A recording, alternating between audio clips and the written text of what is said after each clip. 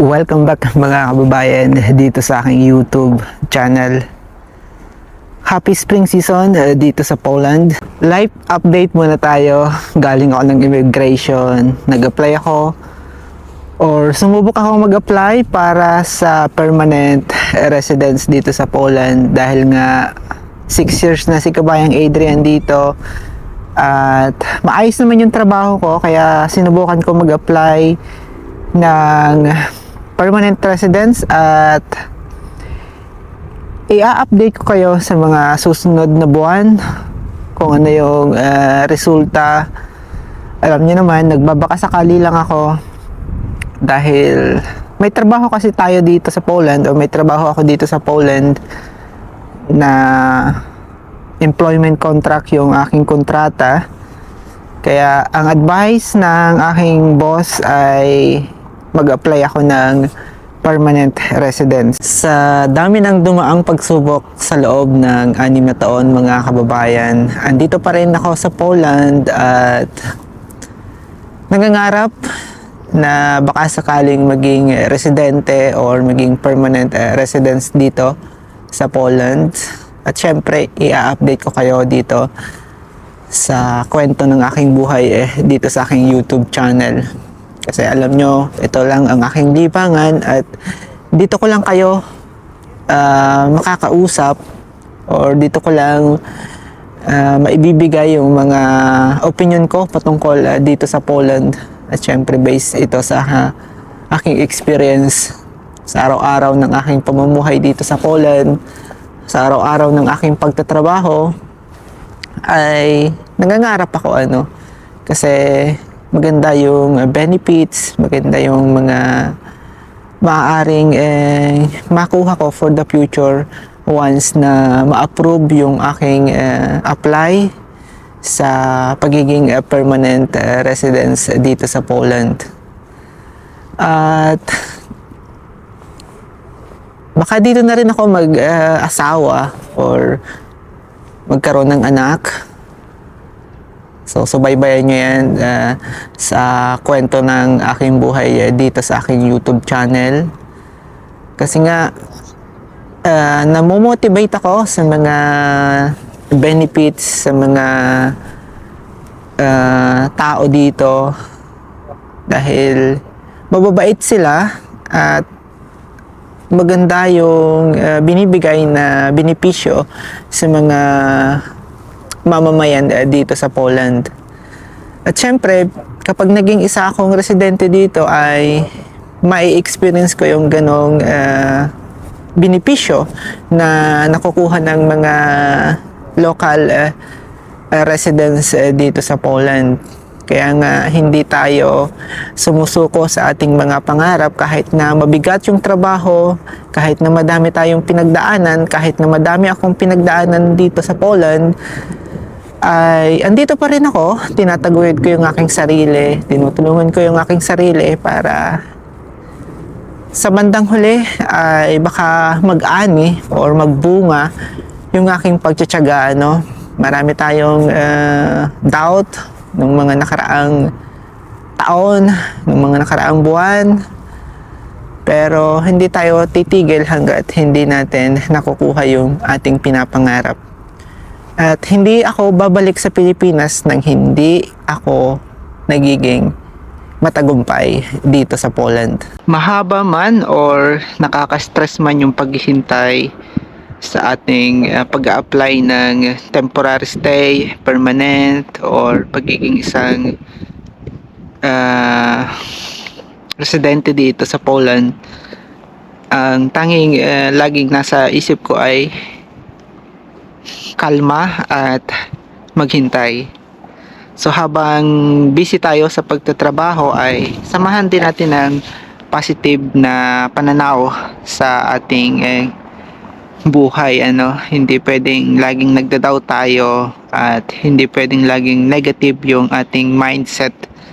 So kaya ako naging isang assistant manager dito or senior supervisor sa Poland kasi nga ay pinangarap ko at natulungan din siguro ng aking mga supporting documents yung aking degree holder sa pagiging hospitality management at short time experience sa iba't ibang hotel sa Pilipinas at dito sa Poland. Kaya dun sa mga nangangarap, don't lose hope at patuloy lang yung pagtitiyaga ng ating Filipino community, ano. So hindi naman ganoon kadali talaga ang maghintay at isa ako sa nakaka-experience ng mga ganyang sitwasyon hanggang sa ngayon. Kaya ang lagi kong iniisip ay magtiyaga kasi yan lang naman yung tanging susi para makamit natin yung ating mga hinihintay, yung ating pinapangarap at magbaka sakali, ano, magbaka sakali, walang masamang sumubok, walang masamang mangarap. 'Di ba? Lahat ng OFW ay nag-umpisa sa pangarap. Lahat ay nag-umpisa sa zero. So yung iba ay siguro natulungan ng pamilya kaya naging OFW. Pero karamihan or halos lahat ay nag-umpisa sa zero at sa pangarap.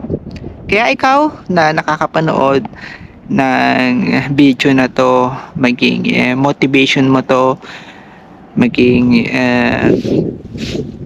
daan mo to para or maging pathway mo to para umpisahan yung pangarap mo kung nasa Pilipinas ka man or nasaan ka mang bansa sa Middle East, sa Asia na gusto mong maging OFW sa Poland or sa Europe.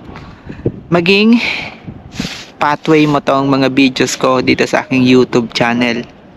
Dahil sabi ko nga sa inyo, first timer si Kabayang Adrian na mag-abroad at nilakasan ko lang yung loob ko at sabi ko nga pa ulit-ulit kong sinasabi, napanood ko lang sa TV Patrol na hiring ang Poland tapos pumunta ako sa PUEA.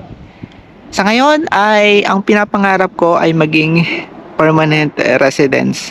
Pagkaraan ng 6 na taon na pakikipagsapalaran dito sa Poland ay naisipan kong maging isang residente or magbakasakaling maging isang permanent residence dito sa Poland. Or for the future baka makasal ako sa isang local people. So pinapangarap ko rin yan dahil malaya naman ako, wala naman akong asawa, wala naman akong anak sa Pilipinas. At yan yung ginogol ko sa mga taong ito. Para naman doon sa mga kababayan kong nandito na sa Poland at patuloy ang pakikipagsapalaran, samahan ninyo ng tiyaga sa inyong mga trabaho at subukan din ninyong mag-apply ng permanent residence kung matagal na kayo dito, kung ang kontrata ninyo ay employment contract. Subok lang ng subok katulad ng ginawa ko, baka sakali hindi man na-approve pa pero may plan B si Kabayang Adrian. So kinakailangan laging may plan B kayo, kung hindi man magtagumpay doon sa plan A, so subok doon sa plan B. So ganyan yung aking pananaw dito sa Poland hanggang sa ngayon, mga kababayan. At syempre i-update ko kayo dito sa aking kwento ng buhay dito sa aking YouTube channel. Kasi sabi ko nga, ito lamang ang aking libangan, ang ikwento ang aking buhay, ang mga pangyayari patungkol sa Poland sa loob ng 6 na taon na pakikipagsapalaran.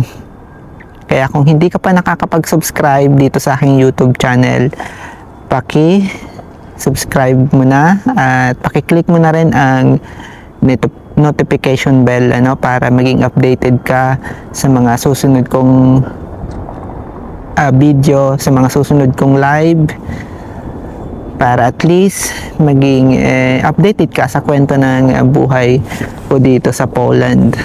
Karagdagan mga kababayan, kung may opportunity ay i-grab ninyo kasi ang labanan sa Poland ay kapag may opportunity or kapag may nag-recommend sa inyo ay i-grab ka agad ninyo kasi mahirap makakuha ng opportunity, especially yung posisyon sa trabaho. Kaya kapag may kaibigan kayo or may katrabaho kayong in-recommend kayo sa isang kumpanya or sa isang department para itaas yung posisyon nyo sa trabaho, ay i-grab ka agad ninyo kasi dyan aangat yung posisyon ninyo at dyan lalaki ang sahod ninyo, kasi nga sa katotohanan nasa mataas na posisyon ang malaking salary kung nagtatrabaho tayo, di ba? Kaya kung ikaw ay may pangarap na umangat ang sarili mo sa pagtatrabaho, so kinakailangan ay kapag ka may nag-recommend, tandaan mo, i-grab mo agad. Kasi bibihira lamang yan dito sa Poland. Kasi nga maraming mga kakompetensya, so maraming lahi ang nagtatrabaho na rin dito, especially yung mga Ukrainian at ibang lahi na galing sa Middle East, sa Asia at dito sa Europe. So isang paalala lang yan ni Kabayang Adrian, at alam yan ng ating mga kababayan dito sa Poland na nagtatrabaho ng pangmatagala na rin dito, Kaya ikaw na nakakapanood nito, na nangingarap pa lamang pumunta dito sa Poland para maging OFW rin, ay sundin mo yung mga sinasabi ko dito or para maging gabay mo. At baka sakali na nandito ka na rin for the future. Kasi maraming mga kababayan ang nakapunta dito dahil sa paggawa ko ng live dito sa aking YouTube channel. So naging gabay nila, at least pagdating nila dito, nag-comment sila sa aking mga videos na pagkaraan ng ilang buwan ay nandito na sila sa Poland. So naging tulong yung maliit na bagay na pag-comment ko sa ganitong video, or yung pagbibigay ko ng mensahe sa mga ganitong video. Alam ko boring man sa ibang ating mga kababayan or sa iba nating mga kababayan. So ito lamang yung kaya kong ibigay dito sa aking videos, kasi hindi naman ako professional editor, hindi naman ako professional na YouTuber. Isa lamang itong documentation ng aking buhay dito sa Poland para aliwin at idokumento yung aking sarili, para nang sa ganon ay maaliw ko rin yung aking sarili. At ako nga pala si Adrian, at isa akong OFW dito sa Poland mga kababayan. Sa loob ng 6 na taon ay ikinikwento ko ang mga pangyayari sa aking buhay dito sa Poland para ibahagi rin sa mga nangangarap pumunta para maging OFW dito sa Poland. Kaya ikaw na nakakapanood nitong aking video, paki-like at paki-subscribe mo naman itong aking YouTube channel. At paki-share mo sa mga nangangarap pumunta dito sa Poland para maging OFW, nang sa ganun ay magkaroon sila ng idea at hindi sila mahirapan pagdating dito sa Poland.